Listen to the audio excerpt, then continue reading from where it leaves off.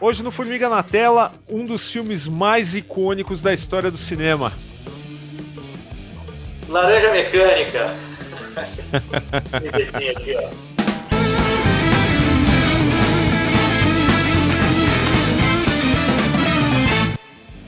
Galera, antes de começar o programa, já se inscreve no canal se não é inscrito e larga um like aí, porque se você deixa pro final, você esquece, beleza? Vambora!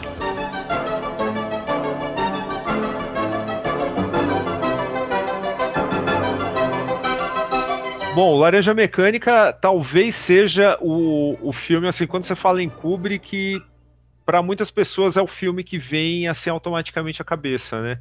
É um filme que, dentro de uma década que é repleta de filmes que são marcantes, que deixaram uma iconografia assim, sabe, eterna pros cinéfilos e até não cinéfilos em geral, eu acho que o Laranja Mecânica, ele ainda hoje ele se destaca, né? Não só pelas suas questões de produção, pelo seu design bacana, por tudo que envolve essa produção, mas também pela sua própria temática, né? Que ela é forte. O filme, ele pode hoje não ser considerado perturbador para os padrões de hoje, né? Tem filmes que são muito mais soco na cara do que esse, mas ele ainda tem um conteúdo de perturbação que é muito próprio dele, né? E é muito interno, muito subjetivo, e é um filme que, assim, mesmo na revisão, cara, você não sai incólume. Você é obrigado a refletir sobre aquilo que você tá vendo. E acho que muitos espectadores, eles até, sabe, se incomodam com isso, porque eles veem alguma coisa ali que, sei lá, que toca alguma coisa inerente ao ser humano que não é muito agradável, né? É um filme realmente de muito impacto, né, cara? Por mais que a gente assista, mesmo assistindo hoje, claro, né, você vê, né, coisas um pouco datadas, né, talvez, de alguma forma, mas até a mensagem do filme, né, tem muita coisa que é atual, né? Uhum. E o que o Kubrick fez, né? Bom, até falando um pouco sobre o Kubrick, né? O Kubrick ele é um cara muito flexível, né? Assim, é um cara impressionante, né? Como ele consegue ir de gêneros diferentes, né? E criar grandes filmes, né? Então, desde de guerra, enfim, de ficção, terror, suspense. E assim, ele vai, né, em todas as áreas, assim, e ele faz filmaços, né? É realmente Uhum. assim um cara impressionante. Então, legal falar um pouco do Kubrick nesse sentido, né? Para entrar um pouquinho falando da Laranja Mecânica, porque o Laranja Mecânica tem tudo que o Kubrick tem, né? O que o Kubrick faz nos seus filmes, né? Você Uhum. percebe, né? Todo, sei lá, o perfeccionismo dele no filme, né? Todas as angulagens, né? Que você tem aquela simetria que faz parte de todos os seus filmes. Cara, é legal você fazer essa avaliação e você, como a gente conhece bastante, né, o Kubrick, né, da sua filmografia, é legal você rever, né, e perceber todos esses elementos, né, do Kubrick no Laranja Mecânica. E aí ele, assim, tá muito em forma, né, acabado de fazer o 2001, que aí, pô, também considerado um dos grandes filmes da história do cinema, né, e faz aí esse filmaço que é o Laranja Mecânica, né, que tem, pô, N coisas que a gente pode falar por aqui. Exato, e curiosamente, foi um livro que ele recusou num primeiro momento, porque ele meio que não entendeu, né, o Nadsat lá que o Anthony Burgess, né, que é o autor do livro, criou todo aquele linguajar juvenil, misturando palavras russas e etc, né, que é um vocabulário, não vou dizer um dialeto, tá, mas é um vocabulário, né, que é chamado de Nadsat, né, que é alguma coisa como adolescente, na língua russa. E o Kubrick não entendeu aquilo, só que curiosamente ele pegou e meteu isso no filme, né? Ele não entendeu a princípio, mas depois ele fez um esforço ali para mergulhar nos conceitos do livro e acabou incorporando isso de uma forma que, sabe, em momento algum fica confuso, né? Mesmo quando você vê pela primeira vez o filme, você pode, sei lá, estranhar quando isso começa a aparecer para você, já que o filme todo é, é narrado em primeira pessoa pelo Alex. E, aliás, toda a construção do filme ela é em cima do ponto de vista do personagem, mas você acaba acostumando com aquilo bem rápido, né? E é interessante falar que o Anthony Burgess, ele lançou o livro Laranja Mecânica em 1962 e já causou uma certa controvérsia até porque ele diz que ele partiu inspirado por um acontecimento com a ex-esposa dele, né, que havia sofrido um ataque e foi abusada sexualmente, e foi isso que deu o start ali para ele escrever essa história sobre o quê, né? Sobre moralidade, sobre violência, sobre livre-arbítrio, né? É complicado, né? São tantos elementos que trazem assim. E assim, filme e livro, eles estão, pelo menos para mim, eles estão muito próximos. Né? Existe aí, a gente podia ficar horas aqui debatendo sobre a decisão do Kubrick de ter retirado o último capítulo do livro, né? Ter encerrado o filme um pouquinho antes, mas o filme se basta. Só que quando você lê o livro, você percebe que curioso, né? Justamente aquilo ele resolveu tirar da jornada do personagem. E bacana também, cara, hoje a gente tem esse tipo de dúvida, a gente vai no Google e procura. Mas durante muito tempo, eu acho que as pessoas, elas ficaram confusas, né, com esse título, né, Laranja Mecânica, né? No caso, em inglês é Uma Laranja Mecânica. E são várias explicações, no caso, né, que a gente nunca vai saber qual de fato é, né? Uma delas é aquela frase que o Burgess teria ouvido num pub, né? Que é queer as a clockwork orange, né? É esquisito como uma laranja mecânica, que faz sentido também. Por outro lado, é que se você pegar os extras do Blu-ray do Laranja Mecânica, inclusive eu recomendo, sabe, fortemente quem quiser adquirir esse gift set do Kubrick aqui, o Laranja Mecânica vem com extras assim fantásticos. Você tem o Burgess falando, né, pós-lançamento do filme, que o filme é sobre condicionamento também, né, sobre técnicas pavlovianas, né, para chegar a determinados fins. E assim, um ser humano, sem isso, ele é como uma laranja. Tem aroma e tem cor. E quando você condiciona alguém, você tira isso. Então, a analogia no caso, né, uma laranja mecânica, né? E tudo isso, assim, eu acho que só acrescenta a discussão do filme, né, de um jeito ou de outro. Que você falou em relação até ao livro, né, do capítulo final, né, que o Kubrick acerta, né, de alguma forma, né? Talvez para uma experiência cinematográfica, e estamos falando também dos anos 70, você deixar, né, um final meio ambíguo, né, alguma coisa que a gente realmente não sabe, né, como é que vai ser, né, depois, pelo menos para mim, como experiência cinematográfica, é bem melhor, né, do que você, sei lá, já ter alguma coisa mais mastigadinha no final. E tem um lance também no livro que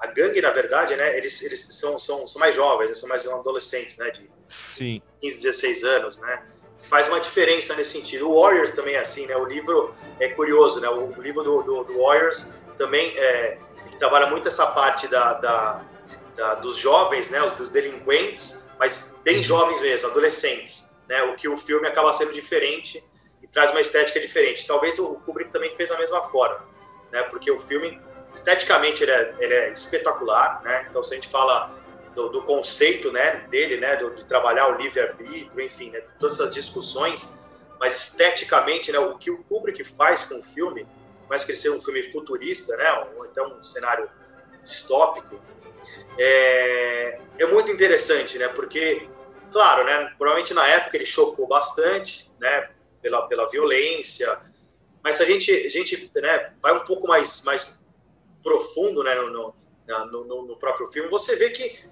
o Kubrick trata, né, ele trabalha com uma linha meio tênue, né, do cômico e o horror, né, e algo pesado, né, então, porque até todas as cenas, né, as cenas mais de violência, o Kubrick ele trabalha um outro lado, né, então ele coloca uma música clássica, né, cenas, né, até que você pode até, né, de uma forma até rir, né, por ser um pouco meio cômica, tragicômica, né, nesse sentido.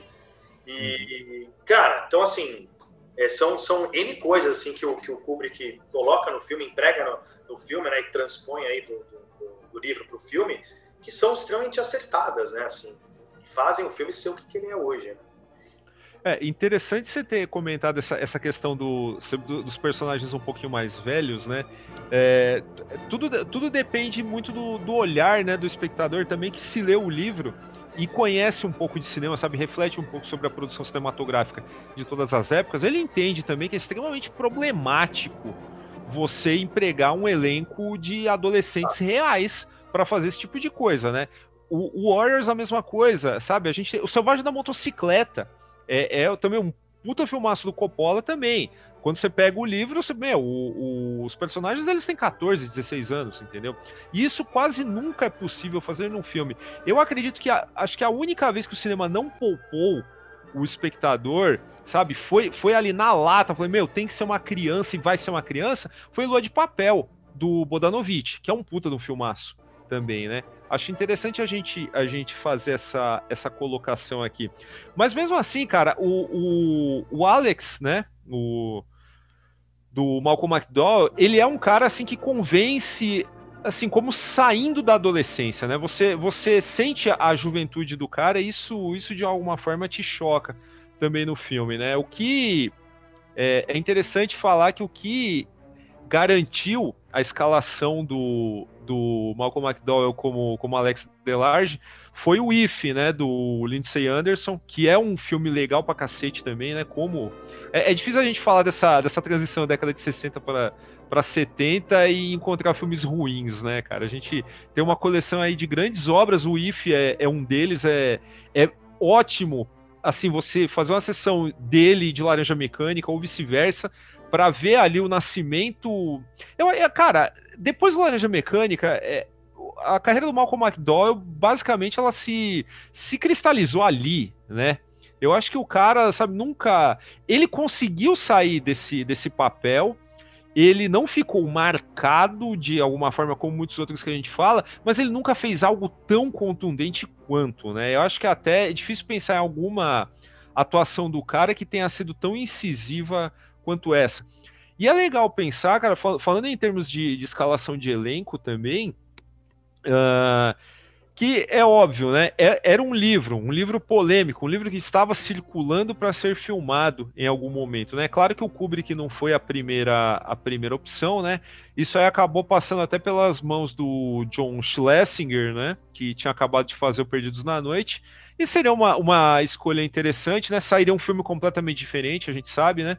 Até porque o roteiro filmado pelo Kubrick é de autoria dele, né? Então, Laranja Mecânica, tirando o fato de ser adaptado de um livro, é um filme de autor, assim, sabe, na melhor acepção da palavra.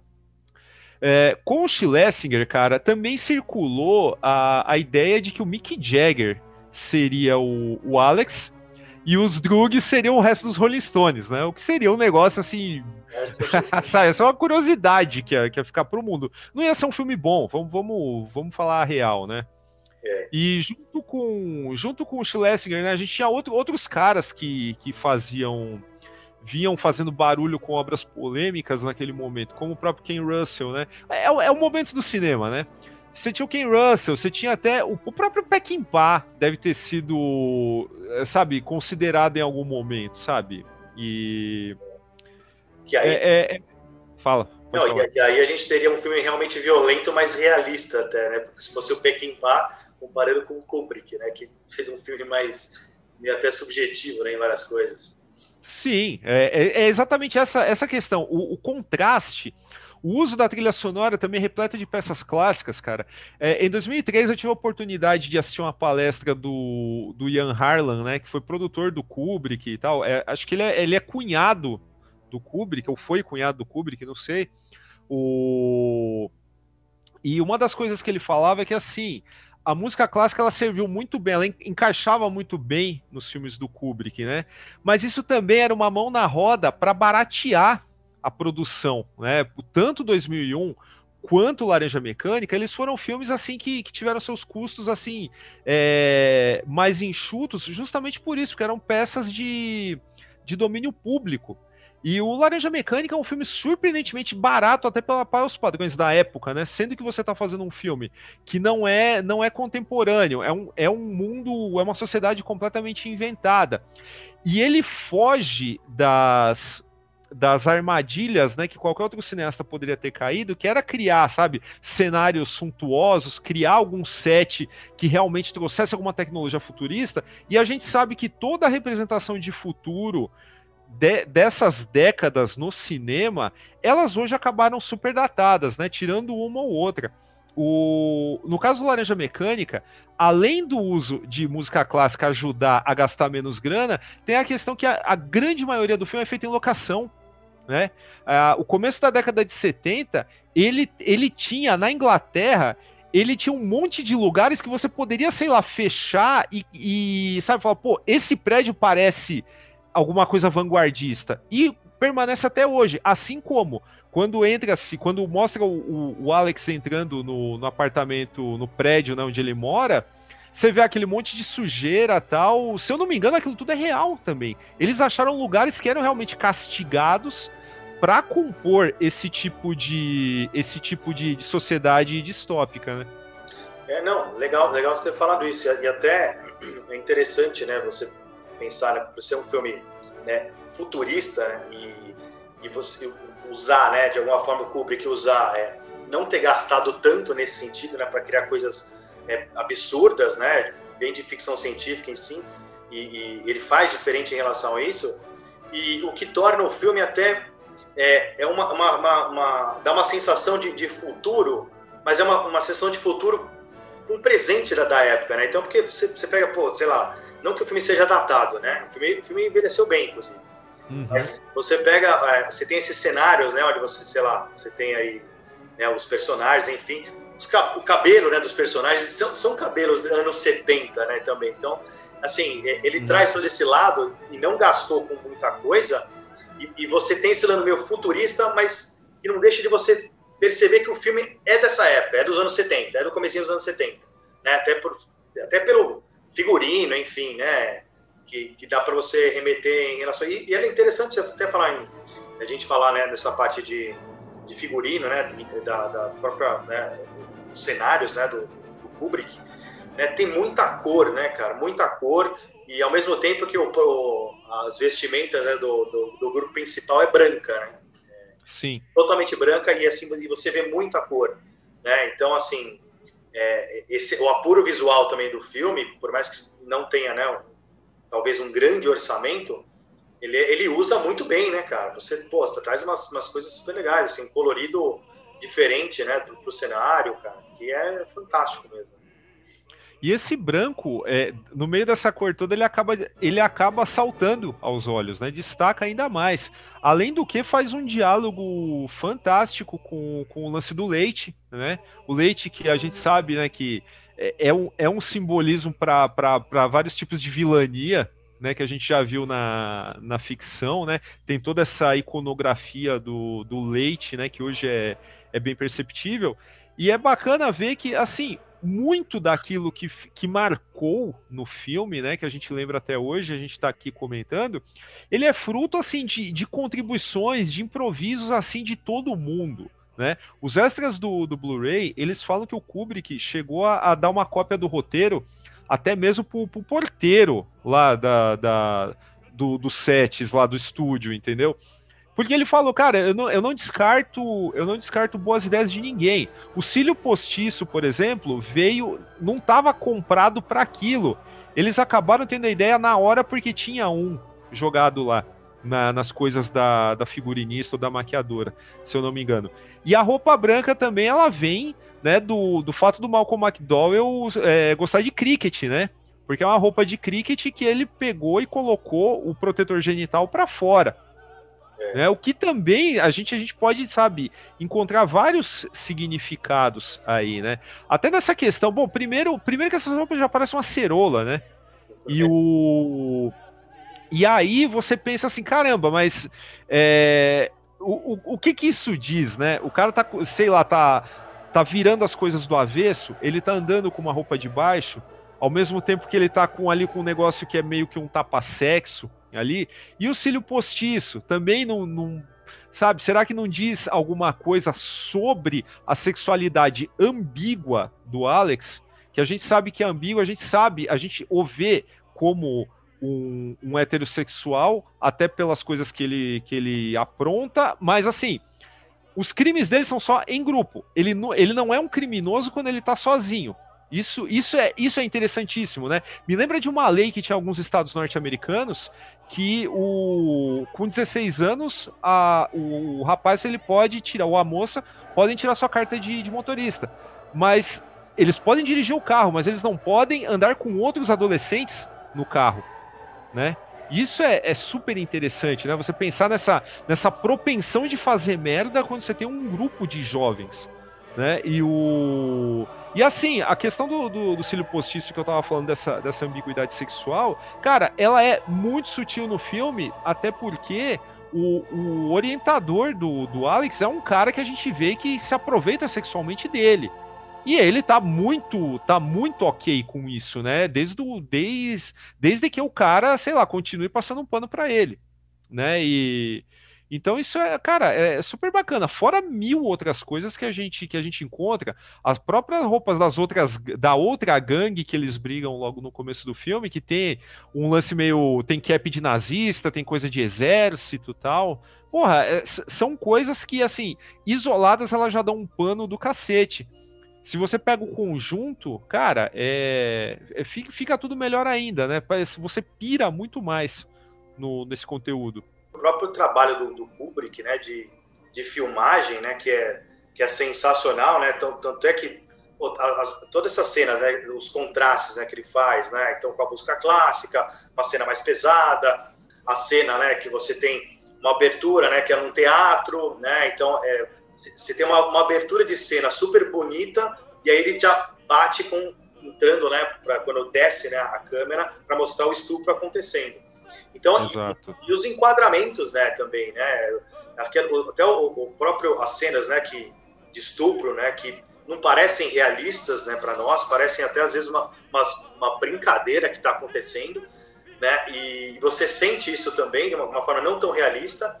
O enquadramento até de cenas assim que você tem uma sensação meio de pesadelo, né? Porque a câmera vai e volta e ele vai, né, pega aquele objeto, né, que é um fato, um tênis, né? Começa e assim a câmera ela vai junto, te traz uma não realidade pro negócio, né?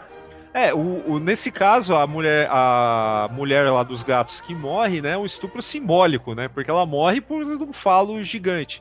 Agora, é interessante a gente pensar, cara, que assim, essa cena lá da gangue do Billy Boy, que ela começa daquele jeito descendo para um palco lá de um teatro abandonado, e você vê essa juventude que, sei lá, né, o que tá fazendo para ir sair no pau, né? Então você vê que esse estupro, ele é simplesmente um ato de violência por violência, né?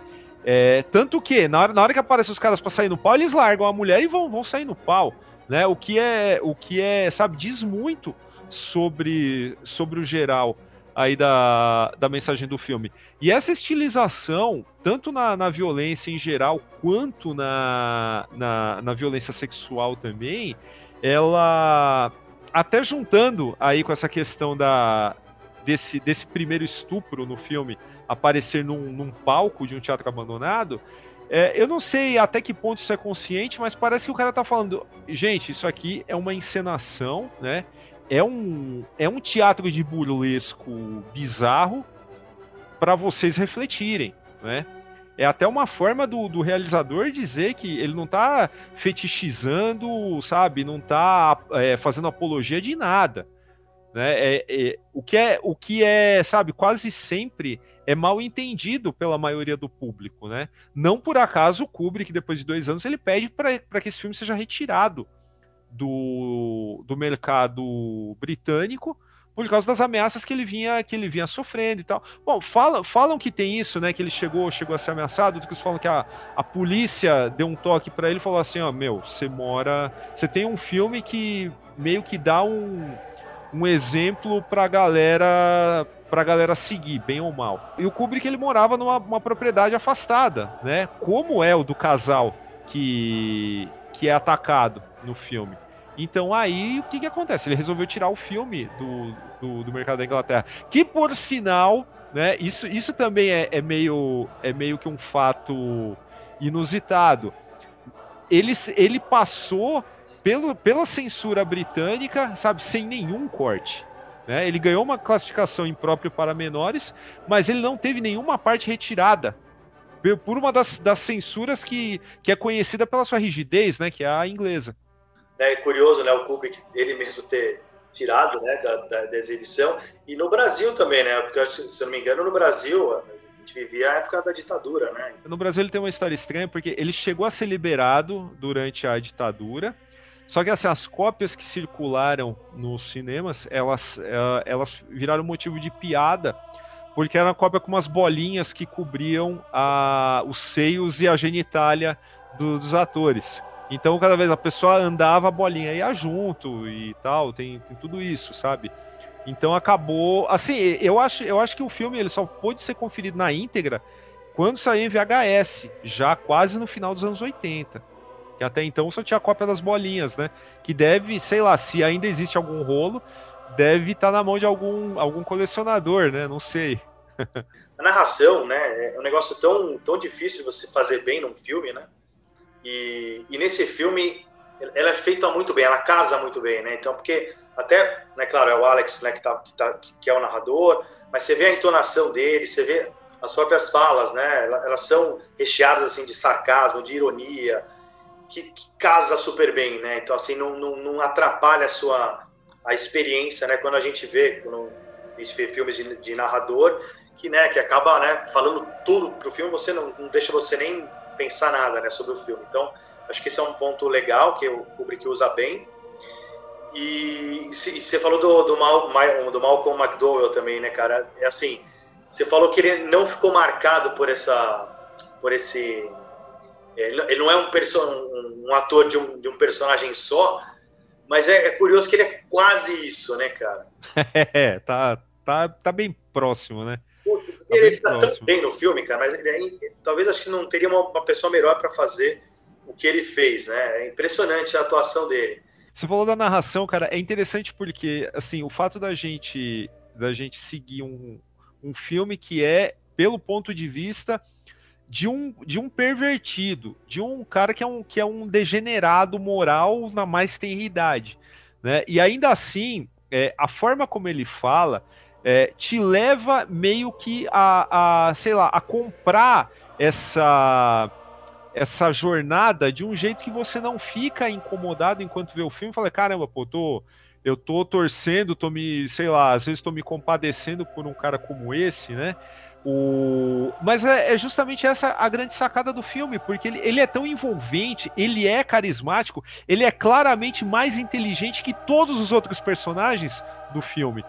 E aí, quando termina o filme, é aí que você pensa, cara, que você cai e fala, caralho, porra, eu fui engambelado por esse cara, como os pais dele eram também, né? Se fosse uma pessoa da vida real falando assim comigo, o que eu sentiria, né? E agora, um outro detalhe que eu acho que a gente tem que colocar na mesa, em relação ao tratamento lá, o Ludovico, e é uma coisa que você não esperaria, né, num filme como esse. A única pessoa coerente sobre o que eles estão fazendo com o Alex ali naquele experimento é o padre. Né? Cara, isso é muito louco, é uma subversão foda pra época, cara. Às vezes o padre, né, quando ele começa a conversar tanto, né, com o Alex, você já acha que pelo menos vai ter alguma coisa lá, vai ter algum assédio do padre ali, né? Sim. E não, né? Ele é o cara mais centrado, enfim, né? E aí o Kubrick, tipo, desvela um preconceito nosso. Exato. Né? Isso é brilhante, cara. Pô. Então é isso, pessoal. Esse foi o Formiga na Tela, dedicado aos 50 anos deste filmaço ainda atual, que é Laranja Mecânica. Acesse o nosso site, formigaelétrica.com.br. Também procura a gente nas redes sociais, Facebook, Twitter, Instagram, onde é @formiga.elétrica. Dá uma olhada na nossa campanha de financiamento coletivo e recorrente no Apoia-se. É apoia.se/Formiga Elétrica. Vê se você quer contribuir com a gente, ajudar a aumentar a nossa qualidade técnica, expandir nossos tentáculos pela internet. Manda um e-mail para nós na tela, @formigaelétrica.com.br. Se inscreve no canal, deixa o like E é isso, a gente volta na próxima semana. Valeu! Falou!